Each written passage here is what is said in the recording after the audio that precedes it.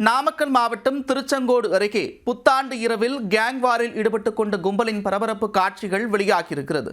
நீண்ட வருட பகையை மோதலில் முடித்து போலீஸ் விசாரணையில் சிக்கிய சம்பவத்தில் நடந்தது என்ன?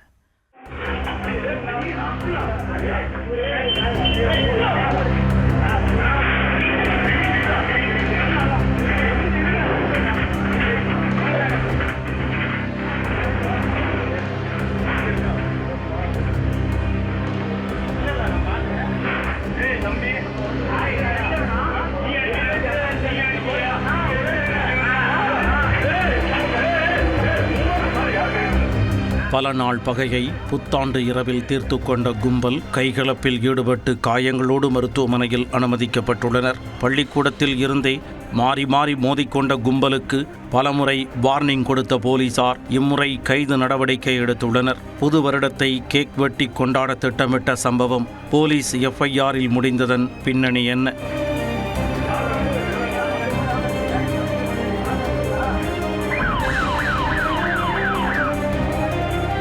நாமக்கல் மாவட்டம் குமாரமங்கலத்தைச் சேர்ந்த கௌதம் பிரசாத் என்பவர் புத்தாண்டு கொண்டாட்டத்திற்கு கேக் வாங்க சென்றுள்ளார். அப்பொழுது அங்கு வந்த கும்பல் பழைய முன்பகையை மனதில் வைத்துக்கொண்டு கௌதம் பிரசாத்தை வம்பெடுத்து தகராறு செய்துள்ளனர். அதில் பிரச்சனை வேண்டாம் என நினைத்த கௌதம் அமைதியாக அங்கிருந்து நகர முயன்றார். ஆனால் தனியாக சிக்கியதால் ஆத்திரமடைந்த கும்பல் கௌதமை சுற்றி வளைத்து சரமாரியாக தாக்கினர். வயிற்றில் குத்தி நிலைகுலைய வைத்தவர்கள் அடித்து உதைத்து கட்டையால் தாக்கியுள்ளனர்.